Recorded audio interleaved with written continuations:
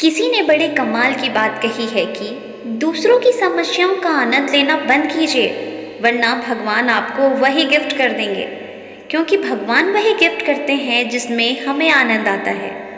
नमस्ते दोस्तों, आप सबका मेरे चैनल छोटी लेखिका पर बहुत बहुत स्वागत है।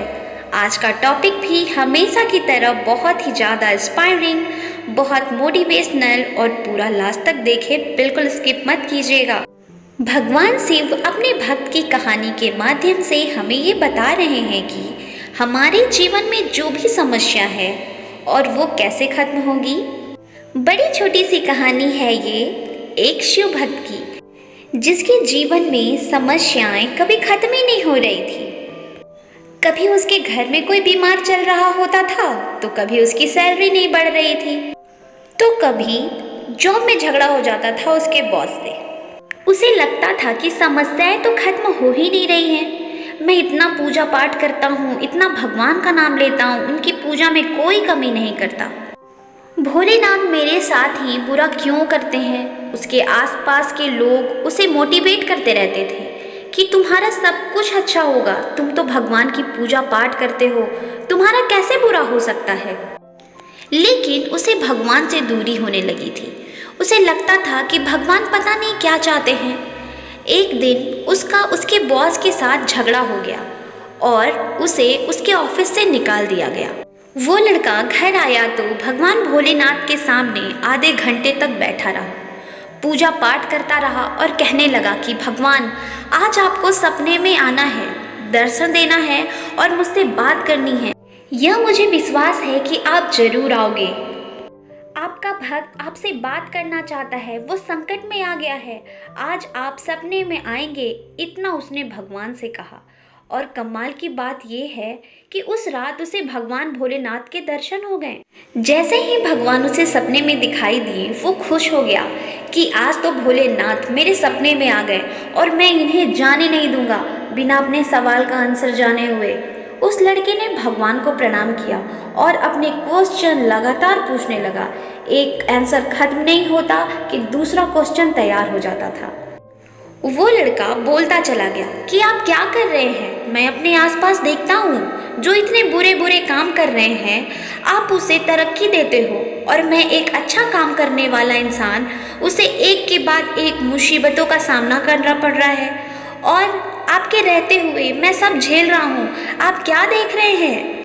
भगवान भोलेनाथ ने कहा, ये तो चक्र है प्रकृति का, दुख के बाद सुख और सुख के बाद दुख आता ही रहता है, हानि लाभ तो सभी को सहना पड़ता है। उस व्यक्ति ने कहा कि मुझे कुछ नहीं पता, आप मुझे समाधान दीजिए और अभी के अभी सलूशन चाहिए, मैं बहुत घबराया हुआ हूँ, मुझे कुछ नहीं दिख रहा है। अपने भक्त की नादान बात सुनकर भगवान भोलेनाथ ने कहा, चलो ठीक है, तुम कुछ मांग ही रहे हो तो मैं तुम्हें सोल्यूशन दे देता हूँ।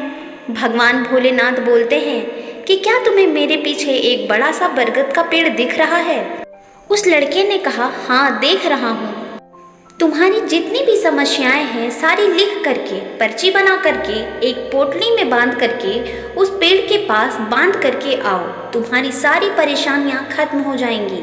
भक्त को लगा, ये हुई ना बात, मेरी भक्ति का आज परिणाम मिला है, आज रिजल्ट मिला है। भगवान भोलेनाथ ने तो मेरी सारी समस्याओं का छुटकारा ही दे दिया। और भगवान जाने लगे। भक्त ने कहा, ठीक है प्रभु, मैं तो अभी जाता हूँ।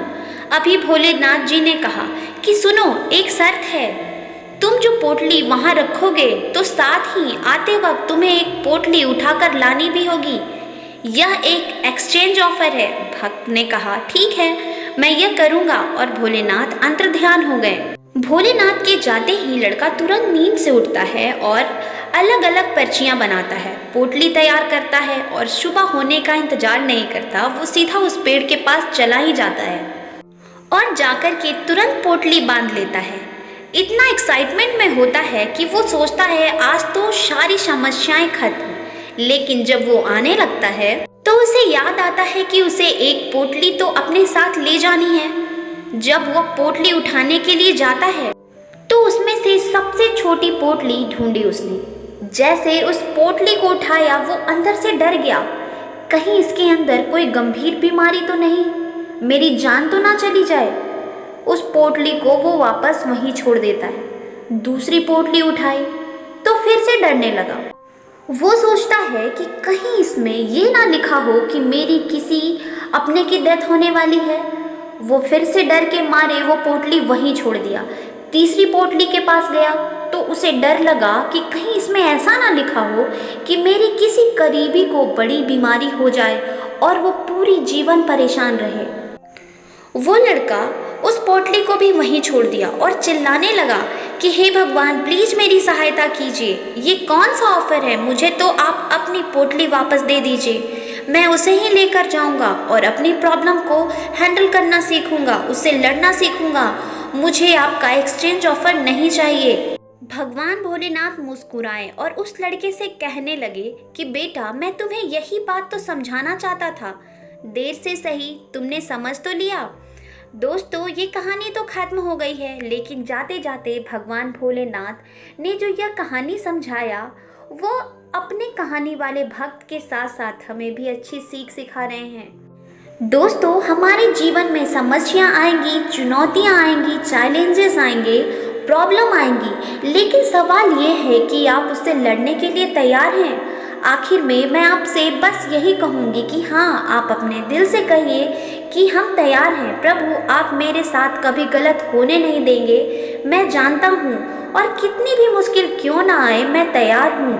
उस मुश्किल का सामना करने के लिए आप हमारे साथ हैं और हमेशा रहते हैं और आगे भी रहेंगे, हम डगमगाएंगे नहीं।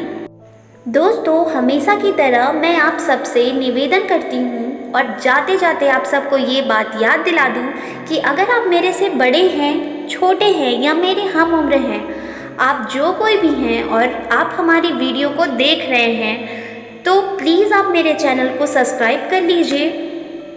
कहानी कैसी लगी कमेंट में बिल्कुल बताइए, एक लाइक कीजिए और मेरे चैनल छोटी लेखिका को सब्सक्राइब कर लीजिए।